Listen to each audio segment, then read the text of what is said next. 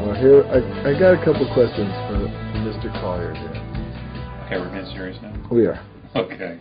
So, Alex, you know, it dawned on me that 14 years ago, Easter weekend, 1995, that we last got together and did an interview of any kind.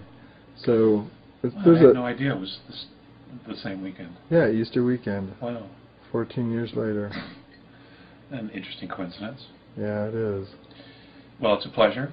Sorry it took 14 years to do it again. I'm glad we're getting the chance today. Hey, so, you know, in the last few years, there's been an awful lot going on in the United States, and I think a lot of people have changed their view of what the United States is really all about. I think they've come to realize that some of the things that we've been doing, that we've allowed our government officials to do, haven't really been in our best interests. Well, tell me about your perception about the direction the United States is headed. Well, you know, the country is always a reflection of its people. And it is my opinion that, yes, we have a governmental bureaucracy that claims to love America, but clearly by its actions and the laws and the way it's beginning to attack the citizenry, it hates Americans. But really, who's to blame for that? I mean, it's very easy to blame the government, but the government essentially is just our voted representatives. I mean, there is a bureaucracy around that government that manages and does the day-to-day grunt work, but essentially, you know, it's the Congress and the Senate and the executive branch, who we vote for, who we've put into office. Now, I've said this, back in the early 90s, 92, 93, 94, I was saying a lot of this was coming. And you know, really, who do we have to blame? And quite frankly, Rick, we have ourselves to blame. It's the citizens' fault. We abdicated management of the government to a group of politicians who are allowed to take campaign contributions from private industry, from corporations, from the military-industrial complex to do their bidding. We got on with our lives, I guess, mistakenly trusting that our representatives, when they took the oath of office, actually meant it. Obviously, they didn't. Because now what we have is a horrible situation. We have a government that isn't in any way, shape, or form a representative of the Constitution or even the Bill of Rights. In fact, those two documents barely exist at all. The government isn't acting like they exist, and they're going to continue to do what they want to do or what their bidding is, what they're being told to do. So let me put it to you that way, what they're being told to do. So, you know, it's the people.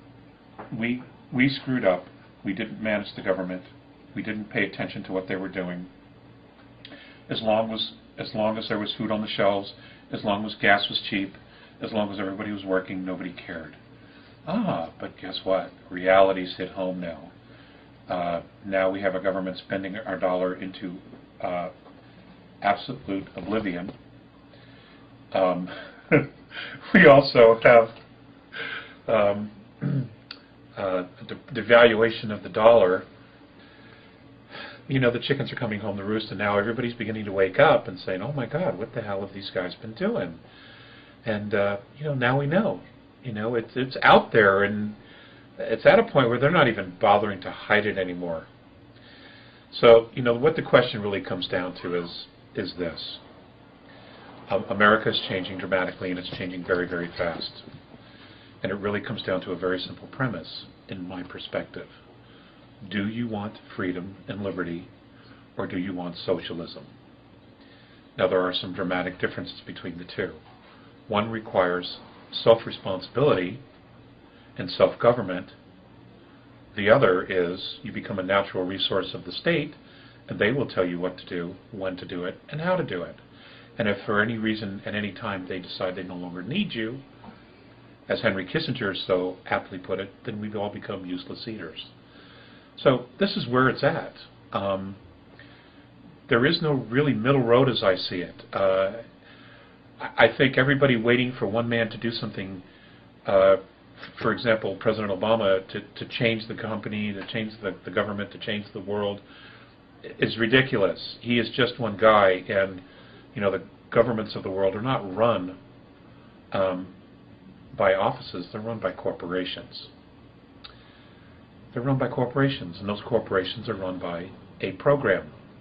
And that program essentially has control of everything. It controls the money, it controls the technology, it controls the governments, it controls the media. And some of the personages within that program are not us. They're extraterrestrial. And I know many people will say, oh, that can't be, it never happened. Well, it doesn't matter at this point what they think. What is what is. And that's where we are. And now it's all coming to the forefront.